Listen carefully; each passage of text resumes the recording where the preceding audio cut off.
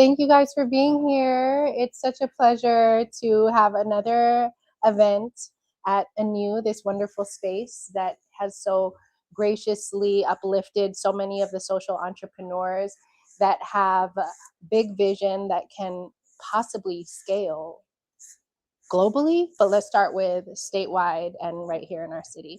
So I want to introduce the event, which is a film screening called, it's a Beloved Birth film screening, 50 by 50.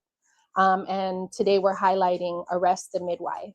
Our filmmaker is here today, Elaine Epstein, and very excited that we can bring more awareness to the issues that are very much a part of New York State, but also a lot of states are needing to improve legislation. So this is highlighting the personal stories around the issues. It shares the lived experiences of the families that are navigating the fact that we do not have CPM licensure in our state.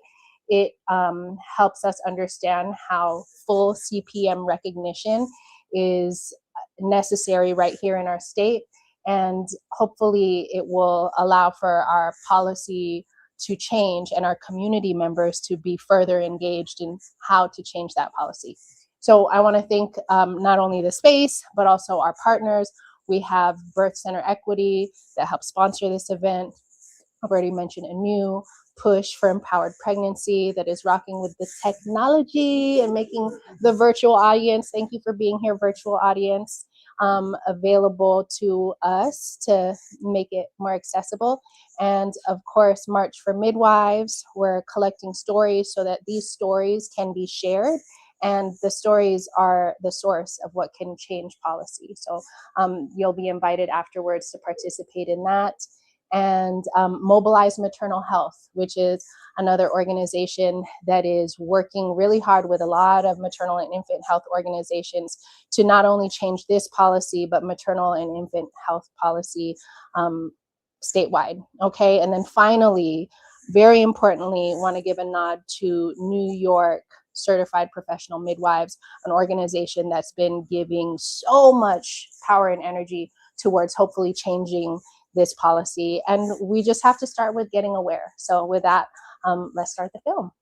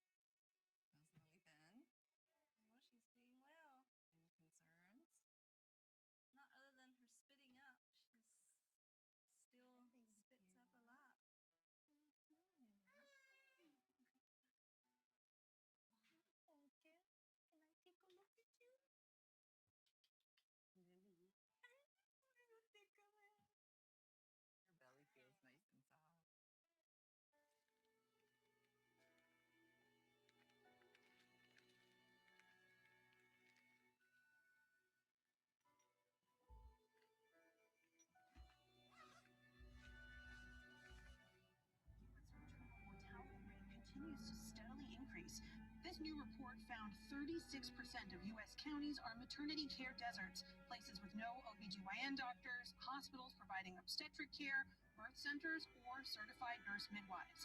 These figures have worsened over the past 2 years, with the number of maternity care deserts increasing to... Oh, today is baby day. Working on number 3 for today, so full moon, you know. So okay. Hi. Yes, this is Joe calling, and she wasn't sure if you were at home. No. Well, you'll probably beat me down there. Alrighty, probably be ready when we get there the way it looks. Oh boy. Okay. Bye. Bye.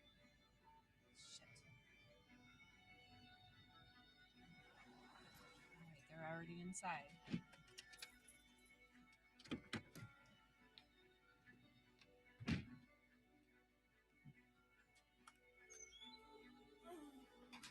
I'm here. Okay. Maybe I can just check and see what's going on real quick. Water just broke. It's gonna come. Okay. All right. Go ahead. Breathe into that pressure. That's it. There you go. There, you got a little boy. Thank God you came.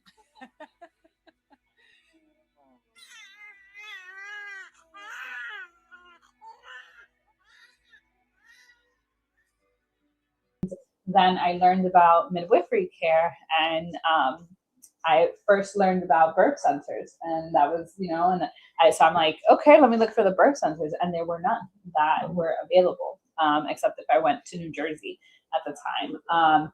So I was like, well, that's, seems, just really unfortunate. And that's when I was introduced to home birth. I met someone who was from the Bronx, who was Dominican, and she shared her experience. And I was like, oh, and I thought my misconception about midwifery, that this was just something like kind of hippie and just, I was like, it's not for me, that's just not, we don't do that, right?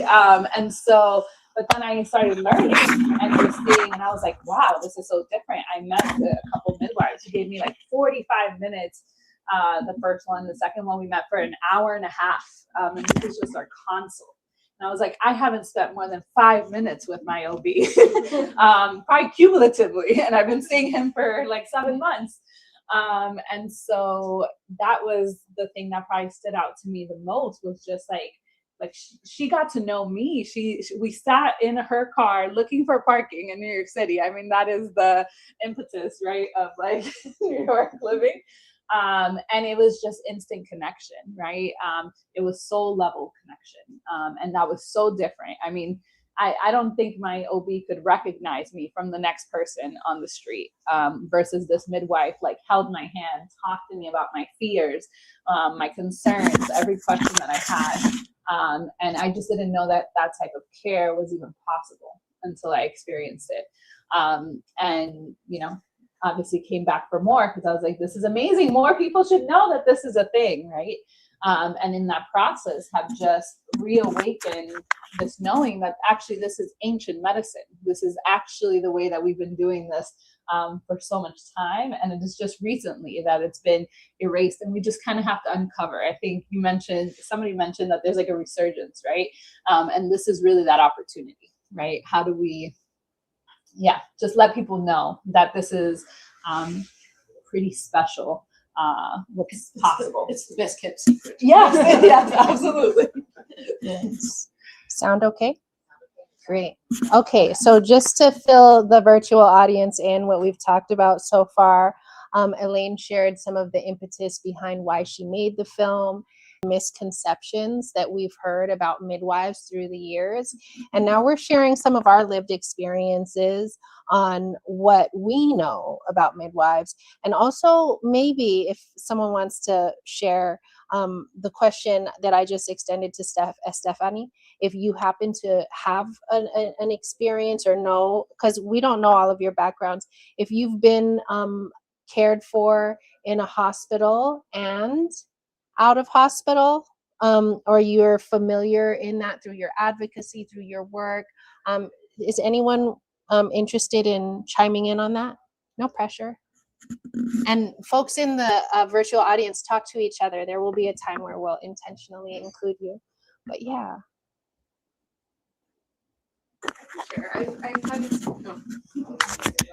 I can share. I've had experiences in all three settings. I have worked in the hospital setting as a labor and delivery nurse, and I have given birth in the hospital and at home with midwives, and I worked at a birthing center in New York.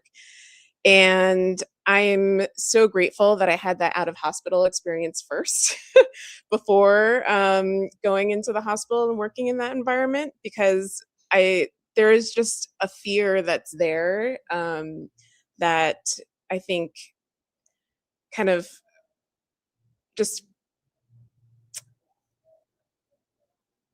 I think the fear prevents women and families from even exploring these other options that are available to them. And I wish that people could see, kind of like we saw in the movie. I was thinking about the water birth that we saw.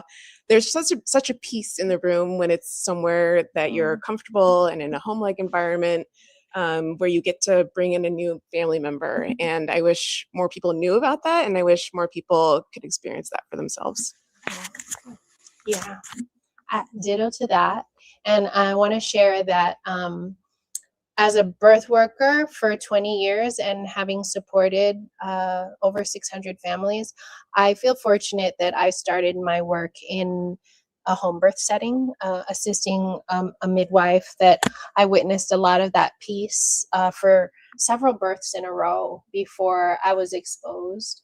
And I was even at my siblings' birth in a hospital that had midwifery care. So I had a great foundation of witnessing respectful birth.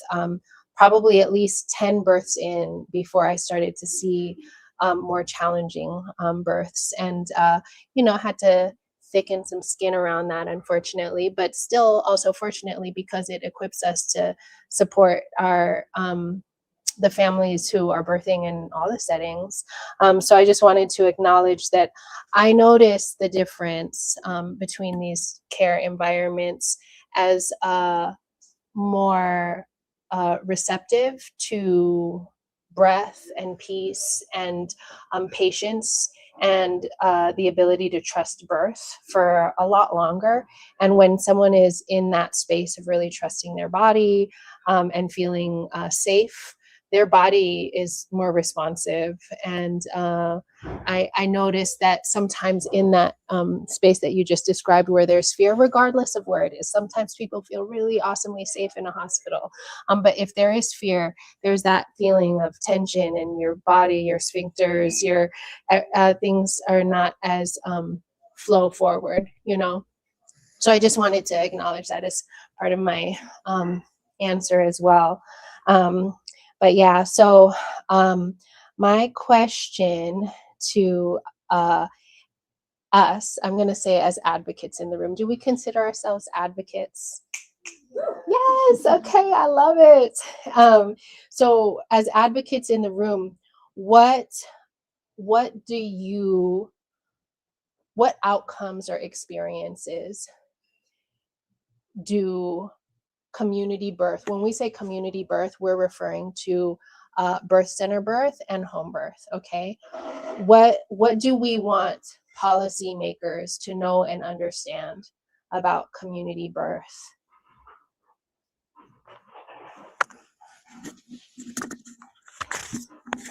I would like policymakers to understand that the goal that they have is the same goal that we have as birth workers, and studies have shown that our way of, as midwives, of caring for people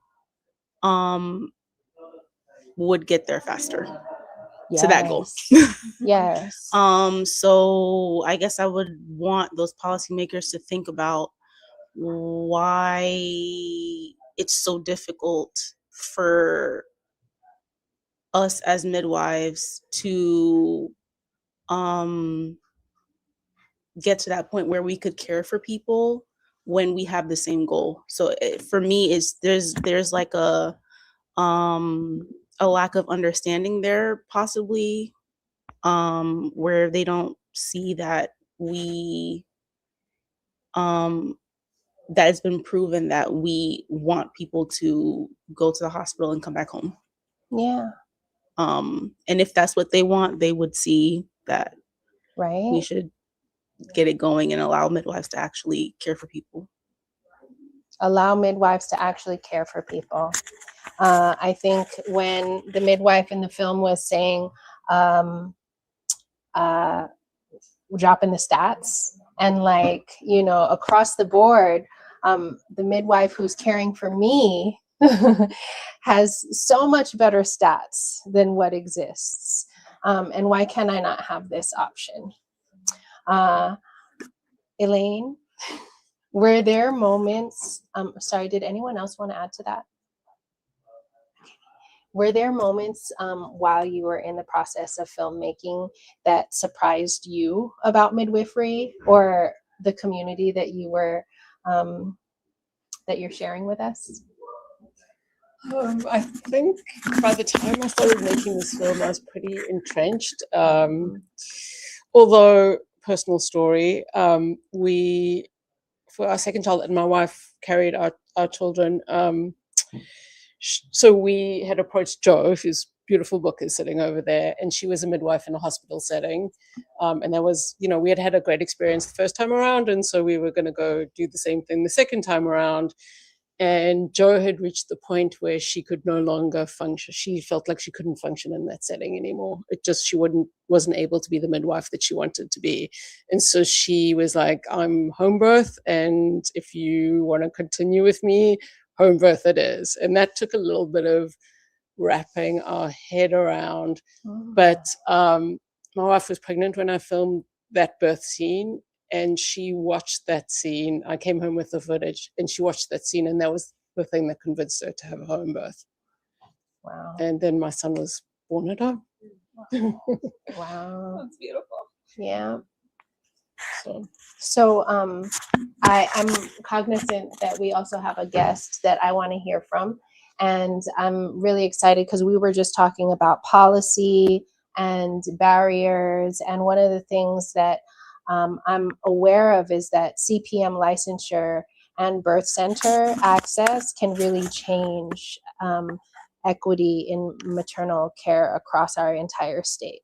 And this is why we're here. This is part of why we're engaged in this discussion around this important film. And so I wanted to make sure to bring CPM's voices to the space. And as you know, we all know and love CPM. She's going to become a CPM. I wanted to go to the CPM license school route when I was interested in becoming a midwife decades ago, but I didn't. And meanwhile, there are CPMs who are born and raised right here in New York who are also experiencing their own stories. So we have three, one who is live in the mix and one or two who will read their 2-minute shares, okay? So I'm gonna extend this question to Carmen, and we'll put these in the box. And this question to Carmen is, how has lack of access to CPM licensure affected you personally or your community? Hello, good afternoon, everyone. Can y'all hear me? I just want to make sure that everybody can hear me before I start talking. Okay, great. So thank you, Mila. Mila was actually my doula for my first birth. And I mentioned that, and I was thinking about like, how does this impact me? So today is my oldest daughter's 8th birthday. And why is that relevant outside of the fact that birthdays are a big deal to me? I was pregnant with her when NYCPM was in its formative stage.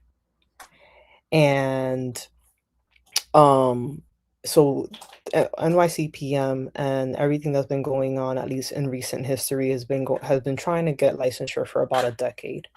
And for me personally, the impact of not being able to be licensed has been having to do everything but what I want to do in New York State. I went to Maternal La Luz, which is a birth center, and MEEC accredited, MEEC being one of the accrediting bodies of Certified Professional Midwife education in El Paso, Texas. And so my parents are from the Dominican Republic.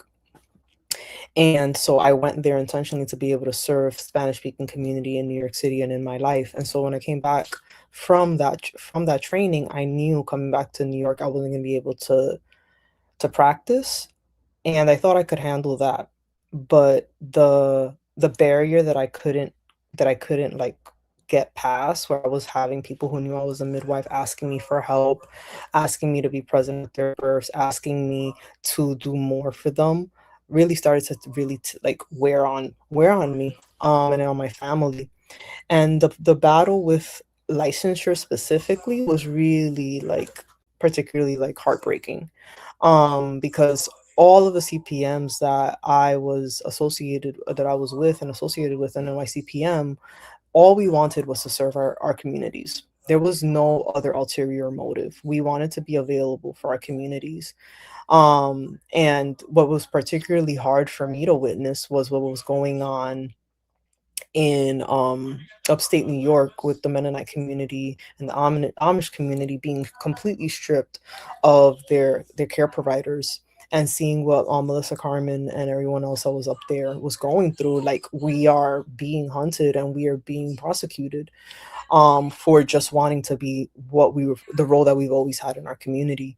During the pandemic, I was able to use my skills and my knowledge at a birth center in New York City. And even though there was the executive order, I actually declined being able to practice in my full capacity, because my trust in New York State was that low, that even though there was this executive order, that I didn't feel like I would be protected. And I salute the midwives that did so, because of the sheer need that was necessary, that they had in their community. Chose to bow out of the policy licensure work, because it was so draining. It was just, why do we have to argue with the state of New York that people in rural communities and in New York City and across the state need access to more out of hospital professionals? Those of us that become certified professional midwives don't want become certified professional midwives because that is how we want to be educated. We want to work in collaboration with certified nurse midwives and certified midwives, so that we cover all the areas that are areas of expertise. So I ended up leaving New York City, and I actually am now in the state of Virginia, where I can practice to my full scope. Right now, I currently am not in practice because I have young kids, and I love sleep, and I don't want to wake my kids up in the middle of the night right now at the age that they are. But I know that a couple of my fellow CPMs also left New York State, because while it is a worthy fight, it is a draining fight, especially because it's such a heart-led fight.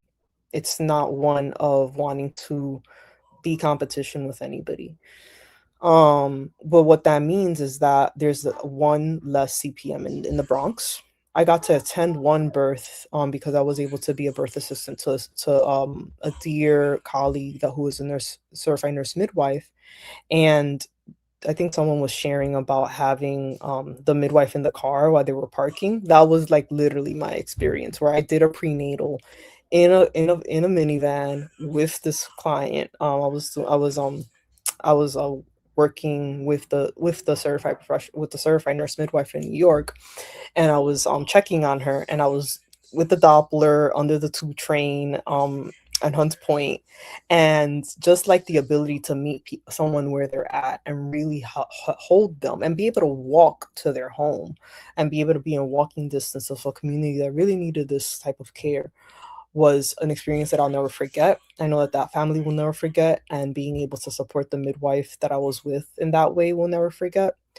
And so that's the blow, that there are midwives in New York, and I uplift the work of the midwives that are in the hospitals in New York and in the Bronx, but that there is no community midwife that can actually be in the community and walk around the community and be in attendance and be able to serve in the way that she should. So that's what I can share about my experience as a certified professional midwife in New York.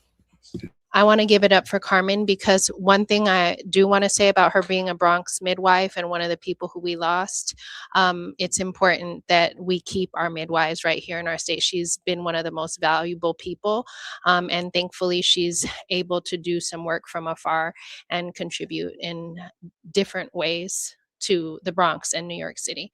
And so we have a couple other midwives who have brief mentions. And so I want to recognize these are audience members reading for midwives, okay?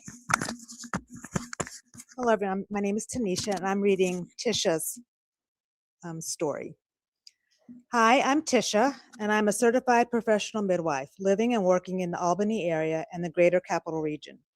I work in a home birth practice called Family Life Midwifery and partner with another CPM who also happens to be a licensed midwife in New York. I am very clear with all of our clients that although I am a CPM specifically trained in out of hospital birth and I'm a licensed midwife in Vermont, I can only assist the licensed midwife at home births. And I cannot work as a primary midwife in my community because New York does not recognize our hard-earned credential. What I cannot do in New York, though, I can easily do in Vermont. I can order labs, ultrasounds, or sign birth certificates. My partner handles all things that require the signature of licensed provider. What I say to my clients is this: I don't care what you call me, the second midwife, the birth assist, the doula, but just call me when you're in labor. With a license, we could increase our client base and expand our practice. I'm working hard as the VP of NYCPM and an organizer for our upcoming Day of Action to make licensure a reality for all. CPMs across the state, including myself. Families who choose to work with CPM should have that choice, and the criminalization of midwives needs to end.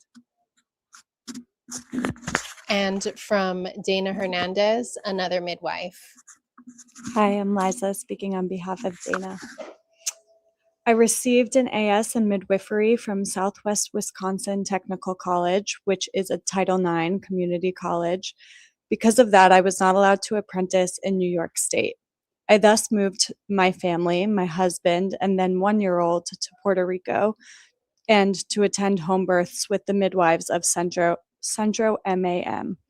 We were there for 11 months, needing to travel from my family home in Vieques, which is another island, every 2 weeks. To travel, we needed to pack the car, take it on the hour-long ferry ride to the main island of Puerto Rico, and then drive at least 1 hour to the San Juan Isla Verde area. For 5 months, we stayed at a friend's house, and when it became too much, we rented a house for 6 months on the main island. My second year, I returned to the US and did clinic with a wonderful preceptor in New Jersey who lived 2 to 3 hours away, depending on traffic. I spent 30 to 40 on tolls every time I went in for a clinic, day, or for a birth. When that became too much, I relocated by myself to New Hampshire.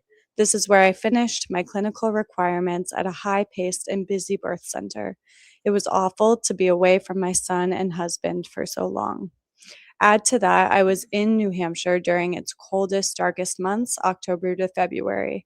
I did not see my family for Christmas. We spent about $1,000 for an Airbnb so that we can spend 5 days together for the new year. Since being licensed, I've had to consider how I would build and sustain a practice, considering that I would have to drive to New Jersey for that. This gave rise to Omni Birth Collective, where myself and 2 other midwives split being on call so that we could maintain a healthy work-life balance. It saddens me that I cannot serve the people in my community of the Lower East Side of Manhattan, where I was born and raised, know the families and resources. Thank you so much for sharing. And I can attest that these are amazing midwives that we are missing right here in New York that has terrible stats, and we won't even get into that. But one thing we do know is a solution is access to these wonderful midwives and so many more. Do you want to share a tiny bit about geography and within New York State and how that impacts care? So in New York, there's only a few schools that can license midwives, and they're all in New York City. So for anyone who does not live in New York City and our state, you can go to Buffalo 8 hours away, right? It is not practical to actually attend a school here in the city because we know how expensive it would be to try to live in New York City. And in addition, what the CPM route allows, it doesn't require a bachelor's degree. So in terms of point of entry, right, it is a much more accessible, it's a direct entry pathway. And that is one of the things that we want in our community. And so, you know, the fact that those schools, right, don't exist in other cities throughout New York has really disproportionately affected the folks in the rural communities, right, of New York, where, or it just, again, even just being upstate, it's just not really an option.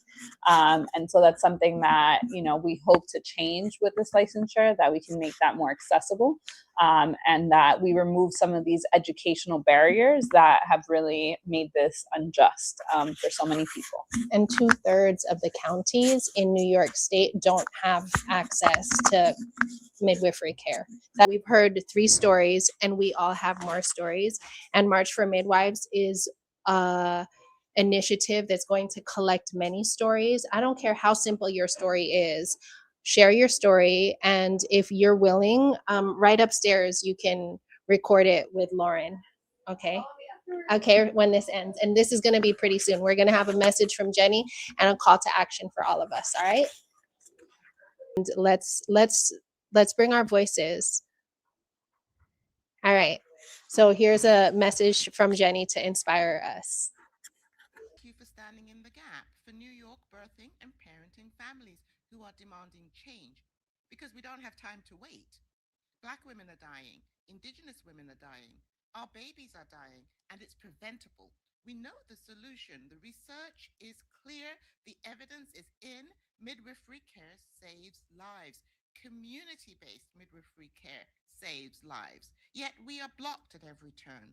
Midwives, the very people trained to provide safe, effective, respectful care, are locked out of the system. Aspiring midwives, especially Black and Brown students who want to serve their own communities, are denied access to education, denied funding, denied licensure, denied the right to practice. It is unacceptable.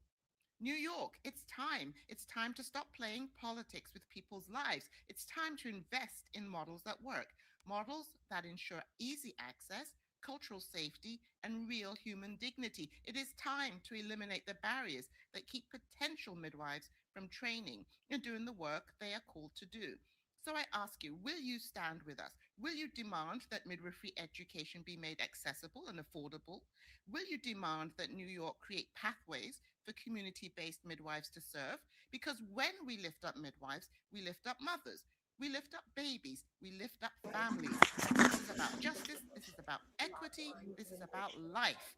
New York, let's go. Yes, New York, let's go, let's go. Okay, so we just feel excited about the opportunity to take action, and one of the ways you can take action is joining Mobilize Maternal Health Coalition. Come to the Day of Action, celebrate International Day of the Midwife by defending and expanding access to midwifery. And if you don't already know, we want you to participate in March for Midwives. Go to marchformidwives.com and share your stories so we can help move forward legislation. We have the data, but we want the stories to help move hearts. Yes. Stay in touch, everyone. Thank you so much.